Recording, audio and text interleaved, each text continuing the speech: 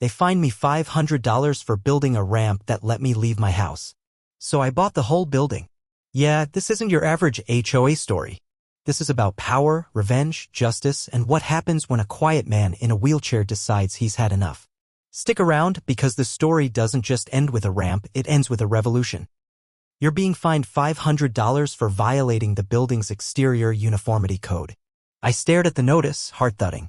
My name was typed in bold letters at the top, but it was that final sentence that nearly made my hands shake. This violation pertains to the unauthorized construction of a wheelchair access ramp leading to your unit's front door. The ramp that let me leave my home. The ramp that let me see the sun, get groceries, attend therapy, live like a normal person. That ramp. I glanced out the window. The wooden structure sat peacefully at the edge of my porch, stained to match the trim of the building, perfectly aligned, perfectly safe. My physical therapist had even said it was one of the best amateur jobs she'd seen. But to the HOA? It was apparently a scar on the building's visual harmony. So I did what any wheelchair user who still had a stubborn streak would do. I bought the building. And that, my friends, is when everything changed.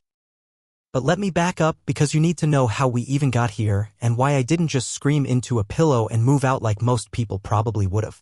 It started the day I moved into Maplewood condominiums 2.5 years before that fine showed up in my mailbox. My name's Bryan Collins. I'm 42, paralyzed from the waist down, and yes, I know how to swing a wrench better than most contractors. After my accident, which I'll get to later, I spent nearly a year recovering in my sister's basement while trying to piece my life back together. I used to be a custom home builder, ironic, I know, and I still had a few savings accounts that hadn't been drained by hospital bills. When I finally felt ready to live on my own again, I found a ground-level condo in a quiet part of town. It wasn't perfect, but it was a step toward independence. The unit was listed as ADA compliant, but that was a generous stretch. The front door had 3 steps leading up to it, and the complex had no intention of installing a ramp. I asked. Twice. Once by email, once by phone. Sorry, sir, the voice on the phone had said, but alterations to the exterior of the property are subject to HOA approval. So I asked again, this time the proper way. A formal request. I attached a blueprint, pictures of the materials, even my doctor's note. They said they'd review it at the next monthly meeting. 4 months passed. Nothing. So one morning, I called up my old buddy Reggie, another builder who owed me a few favors, and we built the ramp ourselves in one afternoon. We painted it to match the siding. It was neat, simple, and sturdy. No fancy rails. No lights. No concrete. Just enough for my wheels to clear the threshold. For a while, nobody said anything. I rolled out in the mornings, waved to my neighbors, wheeled back in at night. The ramp became part of the landscape. The lady across the hall even brought me banana bread one afternoon and told me she admired my spirit. I thought things were okay. Then Sheila happened. Sheila Rollins, the newly elected HOA president, was the kind of woman who smiled while stabbing you in the ribs with a clipboard. Blonde curls. Loud voice. Always wore lemon-colored cardigans like she owned the sun. She knocked on my door the same week she got the position. I noticed the ramp, she said, leaning over it like it was a crime scene. Did you get that approved? I nodded. Submitted everything months ago. Didn't hear back? Well, I just want to be clear that additions to the property require approval from the HOA board. We have standards to maintain, Mr. Collins. Uniformity. Curb appeal. It's a mobility ramp, I said, trying not to let my voice rise. Not a tiki bar. She smiled tighter. Just be aware, I'll have to bring this up with the board. I should have known then she wasn't going to let it go. Over the next few weeks, she started showing up more. Clipboard in hand, pretending to check the sprinkler systems lingering around my unit. Once, I caught her taking pictures of the ramp. Another time, she asked if I planned to add anything else unsightly. Maybe a punching bag, I muttered. By then, I'd stopped attending the HOA meetings. Most of them were just 3 people arguing about mailbox colors and who left their trash bins out too long. But I stayed informed. My neighbor Judith, sweet old woman with more cats than teeth, kept me in the loop. Watch her, she warned me one day. Sheila's not fond of difference. She does know I live here, right? I joked. Judith didn't laugh. Then came the letter. The fine was printed on stiff white paper. $500 due in 14 days. No hearing. No discussion. Just a fee slapped onto my account for daring to build a ramp so I could leave my home without crawling. That night, I didn't sleep. Not because I was scared. Because I was mad. This was more than a fine.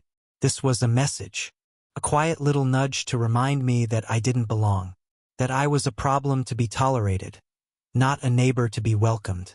And the thing is, I'd heard that message before. After my accident, when I was first in a chair, a contractor I used to work with told me, "Don't take it personally, but I don't think clients want someone like you on site. They need to feel confident." He said it with pity, not cruelty, but it stuck. Someone like you. Now here I was, years later, being told, again, that someone like me wasn't welcome. And that's when something cracked open inside me. Not rage. Not revenge. Resolve.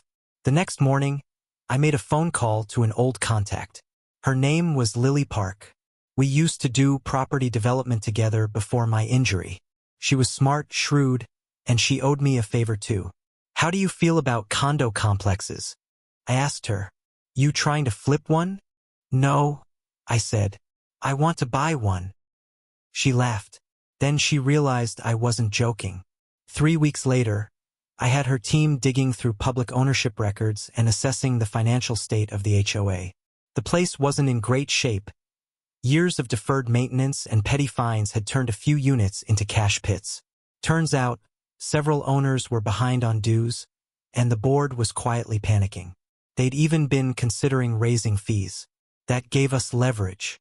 Lily's firm created a shell company that began offering to buy units in the complex. Not all of them, just enough to become a majority voting member on the board. Sheila had no idea what was happening. Until the night I showed up to the HOA meeting with a folder in my lap and a quiet smile. That was the night everything started to unravel. For her. But I'll get to that. Because something else happened right before that meeting. Something that changed everything. I was heading back from the grocery store. Bag on my lap, front wheel catching on a crack in the sidewalk when I noticed a crowd gathered near the entrance to the complex. People were shouting. Phones were out. And then I saw it. Smoke. Thick, black smoke curling out of one of the units down the row from mine. Unit 107. Judith's place. Someone screamed. And without thinking, I dropped the bag and rolled straight toward the fire. I didn't stop to think. I just wheeled as fast as I could toward Judith's unit. The smoke was pouring out of her window now, thick and choking. People were standing around frozen, some on their phones, some just staring. But no one was going in. I yelled, "Someone call 911," as I rolled right past them. My hands were slick on the wheels, heart pounding like a jackhammer in my chest. I didn't know what I'd do when I got there. I just knew Judith was in trouble. I'd known her long enough to understand her routine. Afternoon naps with the cats curled up on her recliner. A cup of peppermint tea in her favorite mug. And if I knew Judith, she was probably still inside. Either asleep or too stubborn to leave without her pets. I reached the porch and used my gloved hands to pull myself up one step at a time. I banged on the door. "Judith! Judith, it's Bryan. Are you in there?" No answer. Just the rising heat against my face. I pushed at the door. It creaked open. Thank God. The air inside hit me like a slap. Smoke stung my eyes, and the heat made it hard to breathe. I pulled my hoodie over my nose and wheeled myself in. The living room was a haze.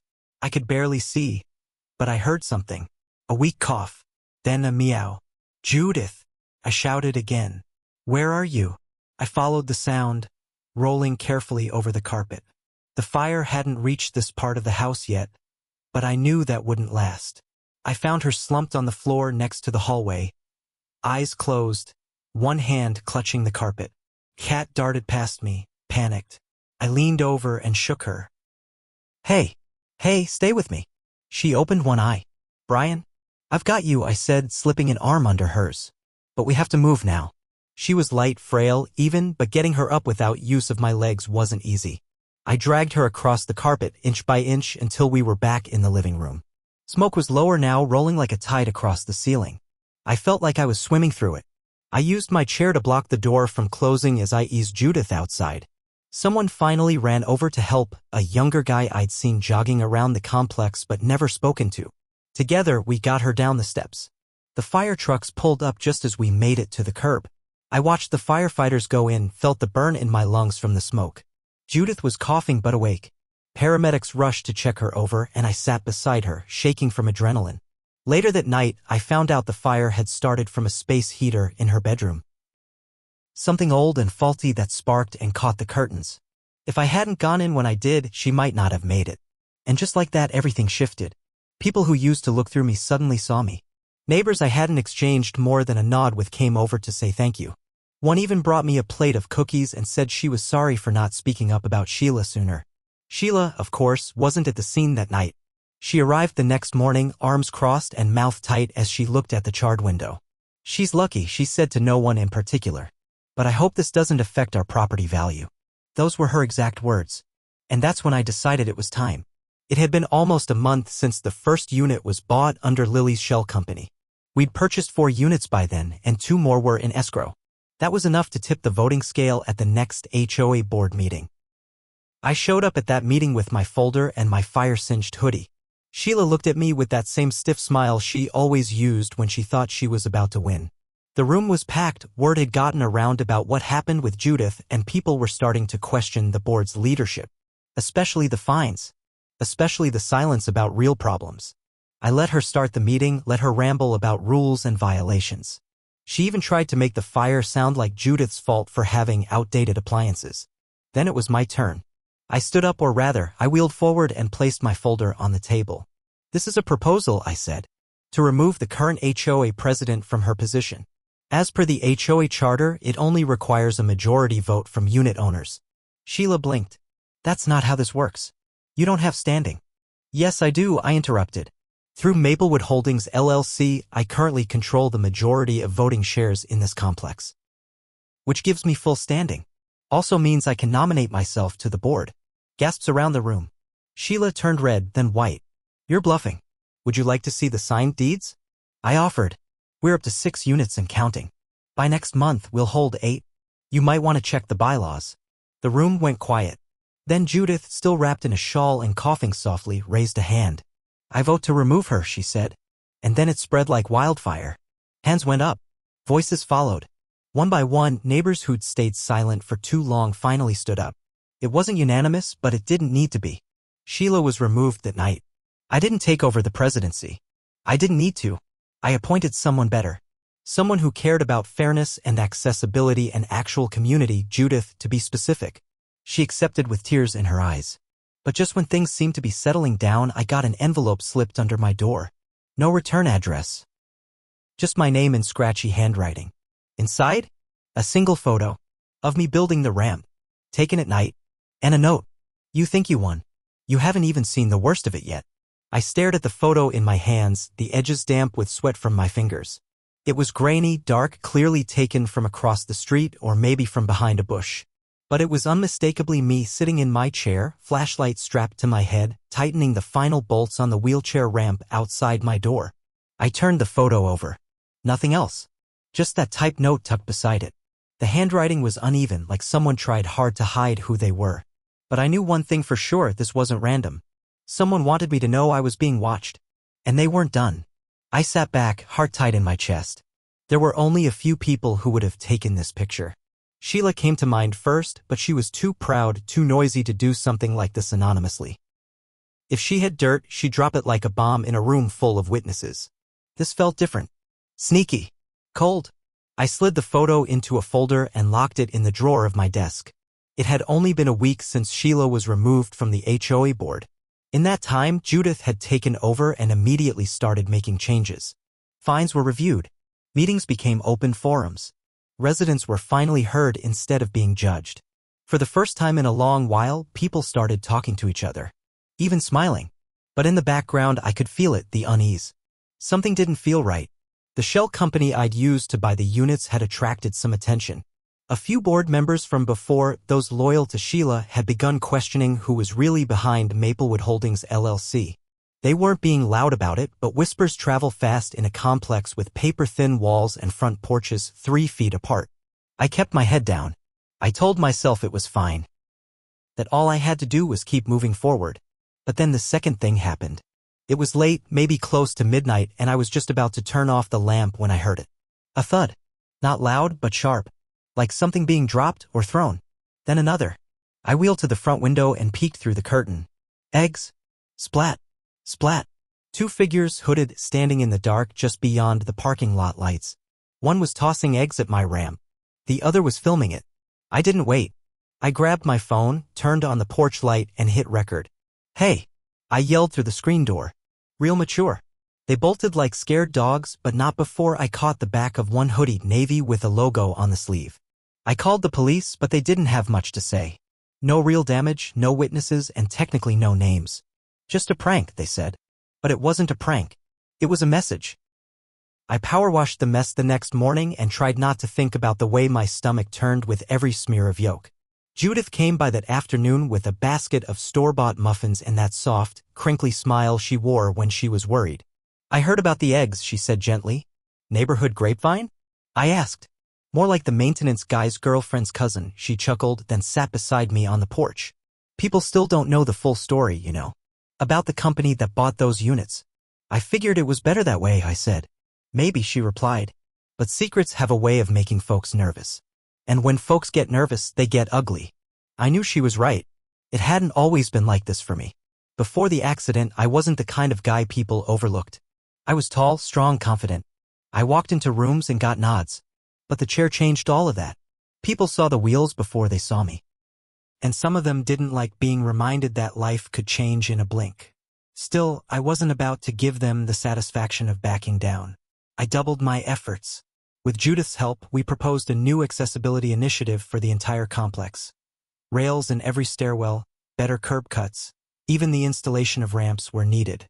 We pitched it as a modernization project and framed it as adding value, not just access. Some people pushed back. Most didn't. At the vote, it passed by a wide margin. We celebrated with lemonade and fold-out chairs on the lawn. But the peace didn't last long. The next morning, I opened my door to find the ramp gone. Gone. Not damaged. Not spray-painted. Not burned. Gone. Someone had taken it apart. Every bolt, every board, and hauled it away in the dead of night. I sat there, stunned, wheels locked in place.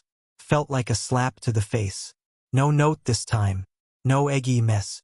Just the cold, flat porch where my freedom used to be. Took 5 full minutes before I could reach for my phone. I called Judith, then Lily, then the police. This time, they took it more seriously. Theft, vandalism, possible targeted harassment. They promised to pull footage from nearby traffic cams and canvass the area. But they didn't sound hopeful. I was stuck, trapped, back to where I started when I first moved in, staring down 3 little steps like they were a mountain.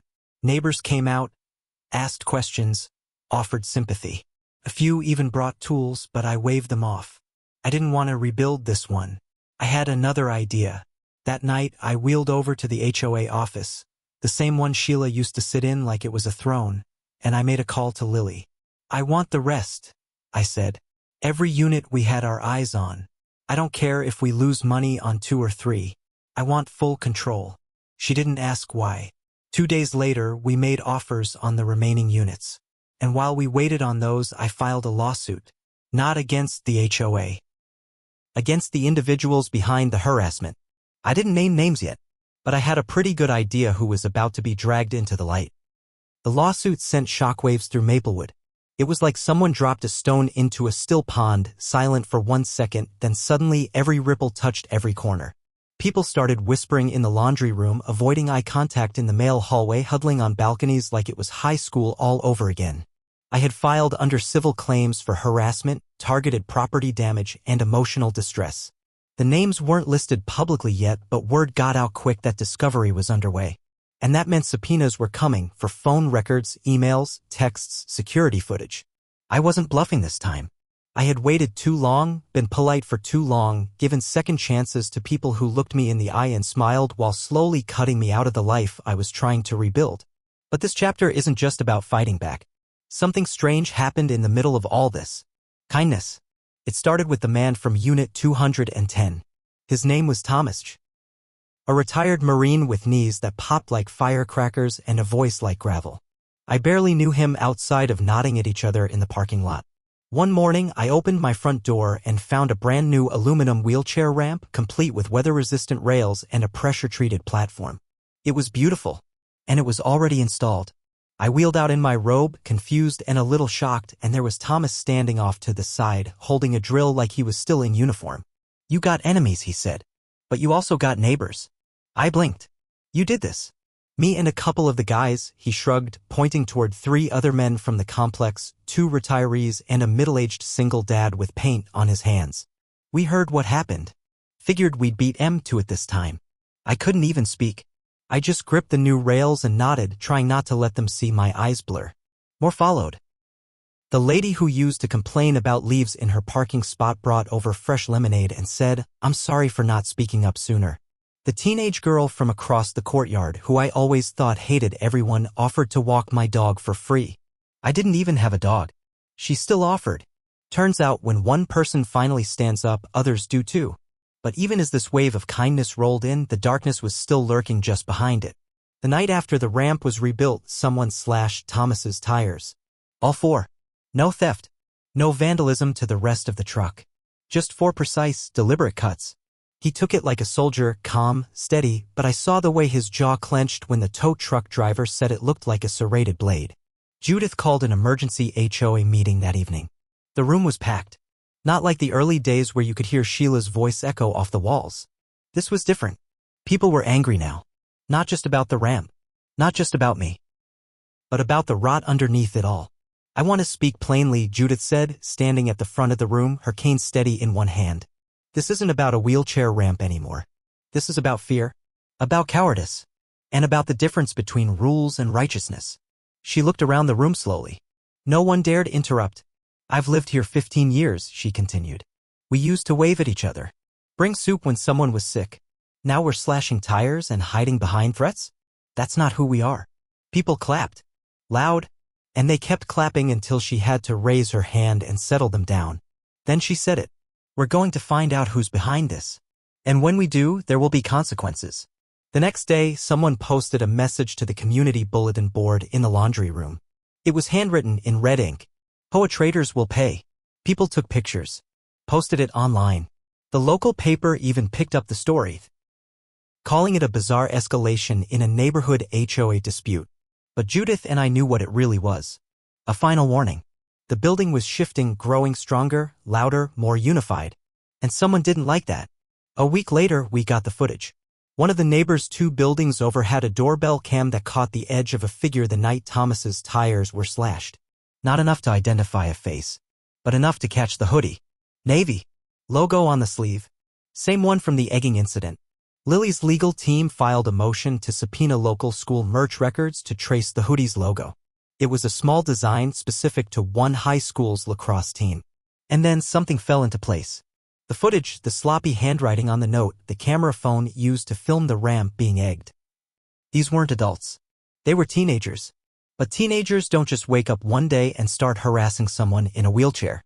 Someone was behind them, feeding them, encouraging them. We narrowed it down quickly. The kid who lived 2 units down from me, Jason, had a history of pranks. Mostly harmless stuff before. But his mother? She had been on the HOA board under Sheila. And more importantly, she was Sheila's sister. When the subpoena landed, Jason's phone was turned over to the court. And on it? A group chat. Dozens of messages. Photos. Instructions. Egg the ramp. Film it. Take the ramp apart. We'll protect you. One voice typing behind the scenes. Bryan Collins needs to be shown that he doesn't control everything. Signed off with one name. S. And just as we were preparing to hand the findings over to the police, my ramp exploded. The whole thing. Splintered wood. Smoke. A bang loud enough to shake the windows and send people screaming from their units. I wasn't on it, but I'd been about to leave the house. If I had opened that door 30 seconds earlier, I wouldn't be telling you this story. I couldn't move. Not from fear. Not from pain. From shock. The blast had thrown debris halfway across the parking lot. My porch light had shattered, the railing was in pieces, and the ramp, my lifeline, the symbol of every inch of progress I had clawed back, was reduced to splinters and smoke. Neighbors ran out screaming. Judith arrived barefoot, robe flapping behind her, eyes wide with disbelief. Thomas limped over in his house slippers, yelling for someone to call 911, but my ears were ringing too loudly to hear anything clearly. I just sat there in my chair, staring at the crater where the ramp used to be. Firefighters arrived. Then the police. Then the bomb squad. Yes, the bomb squad. Because whatever was used to destroy my ramp wasn't just gasoline and a lighter. It had been rigged, wired, designed to ignite with pressure or heat. They cleared the area and evacuated the entire block for safety. Hours passed. Statements were taken. Crime scene tape was strung across my lawn. And I just kept thinking. I almost opened that door. 30 seconds. That's all that stood between me and a trip to the morgue. The blast made headlines. Not just in the local paper this time, national news picked it up. Disabled man's wheelchair ramp bombed in ongoing HOA dispute. Reporters camped outside the complex. Neighbors were asked for interviews.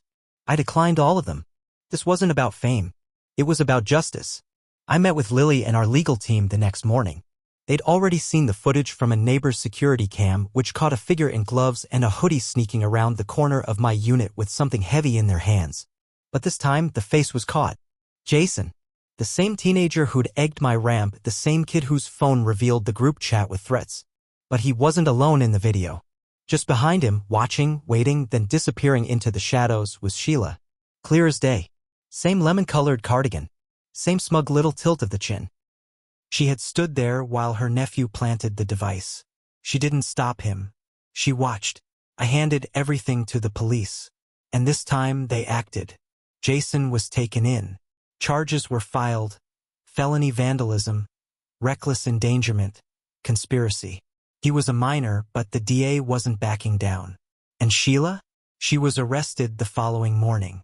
Accessory to a crime. Incitement. Trespassing. She claimed innocence.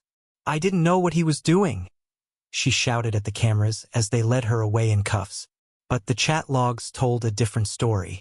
She'd been feeding Jason lies for months, calling me a parasite, accusing me of faking my disability, blaming me for ruining the culture of the building.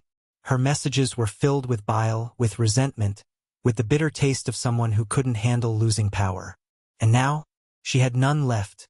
The HOA board voted to permanently ban her from all community functions. A civil restraining order was filed. And Maplewood condominiums became a different place overnight. People started waving again. Not out of pity, out of respect. The new ramp Thomas and I rebuilt it together this time was made of reinforced steel and concrete footings. Overkill? Maybe. But it wasn't coming down again. We painted it royal blue. Neighbors helped plant flowers around it. Someone even installed solar lights along the path so it would glow at night. It wasn't just a ramp anymore. It was a statement that no one, disabled, elderly, different, would be made to feel small here again. And just when I thought it was over, I got a call. It was from a woman named Amanda. She lived in a different city 4 hours away. I saw your story on the news, she said. My brother's in a chair. Our HOA just denied his ramp application for the 3rd time. They're threatening to fine us if we build it ourselves. She paused. Her voice cracked. I don't know what to do. I didn't hesitate. You fight, I said. Then I gave her Lily's number. Told her to call me back if she needed anything. Because this story wasn't just mine anymore. It belonged to every person who'd ever been told they didn't belong. To every neighbor too afraid to speak up. To every voice that had been silenced under the weight of rules disguised as order. But the fight still wasn't over. Because a week after Sheila's arrest, someone tried to set fire to the HOA office. A Molotov cocktail thrown through the back window. Luckily, the flame fizzled out on the tile floor. But pinned to the door the next morning was a note. Taking her down doesn't mean you've won. And under it, in smeared red ink, there are more of us. I didn't sleep the night that note showed up. There are more of us. 5 words. That's all it said. But I read them over and over again, lying in bed with the curtains pulled tight, the lights on low, my phone in hand and my chair parked beside me like armor. It wasn't just a threat. It was a promise. There was still rot in the walls of this place. Still shadows under the surface. And I knew if I didn't root it out now, it wouldn't just be me next time. It could be Thomas. Or Judith. Or Amanda's brother. Or someone who didn't know how to fight back yet. That morning I made a choice. No more reacting. No more waiting for the next strike. I was going to end this. The final piece came together 3 days later at the emergency HOA security meeting we held in the community room. It was packed, hotter than usual, filled with more angry eyes than friendly faces. Everyone wanted answers. I know some of you think this is over, I said from the front, my hands folded in my lap. But it's not. Someone tried to burn down the HOA office last week. And it wasn't just another teenager this time. I turned to the projector screen. Judith clicked the remote. And there it was. Surveillance footage from the rear alley camera. A figure in black. Throwing the cocktail. But it wasn't Jason. And it wasn't Sheila. It was someone else. Tall. Slender. Moving like they knew the angles. And when the mask slipped slightly under the glare of the street lamp. There he was. Dennis Marsh. Former HOA treasurer. One of Sheila's closest allies. He hadn't been seen since the board re-election. Everyone thought he just faded into the background. But Dennis had been watching, waiting, working in silence while Sheila took the public heat.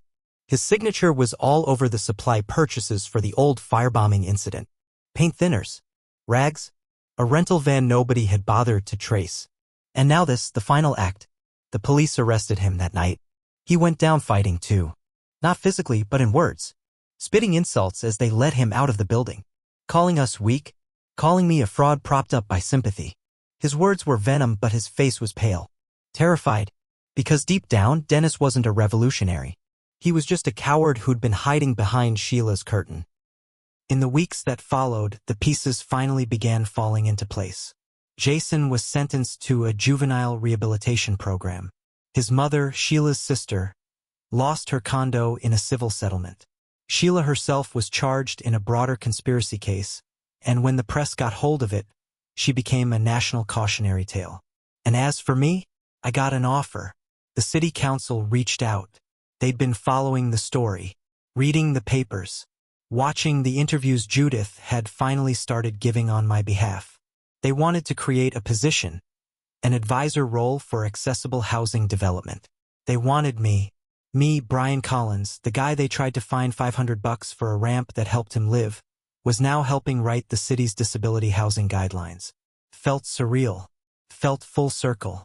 But nothing was as satisfying as what came next. One afternoon, about 6 months after the firebomb attempt, we held a ribbon-cutting ceremony for the new Maplewood Community Center. It was built on the empty lot behind the condos, an empty field Sheila used to fight against developing because she didn't want traffic near her porch. Yeah? It was a fully ADA-accessible building with wheelchair lifts, indoor gardens, a free therapy room, and a small dog park named after Judith. People from the community lined the sidewalks. Kids waved miniature flags. Thomas handed me a pair of golden scissors. "Go ahead," he said. "Cut us free." I smiled and sliced through the ribbon, hearing the crowd cheer as the doors opened behind us. It wasn't about revenge anymore. It wasn't about Sheila. It was about everyone who ever got shut out of a building, turned away by rules that weren't built for them, told they didn't belong. We built something better. And just as I wheeled toward the front door, a young woman stopped me. She couldn't have been older than 20.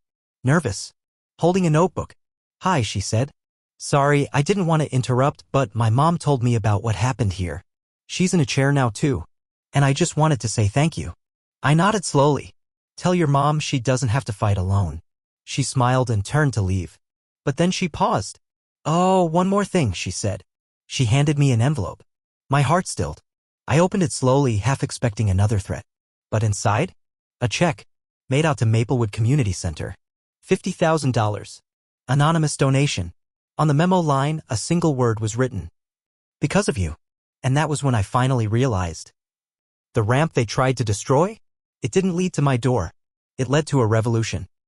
So, the next time someone tells you that you don't belong or tries to control your life with a clipboard and a fine, remember Bryan Collins. The man who turned a ramp into a message and a fight into a movement. If this story moved you, hit that like button, subscribe for more jaw-dropping real-life drama, and drop your thoughts in the comments below.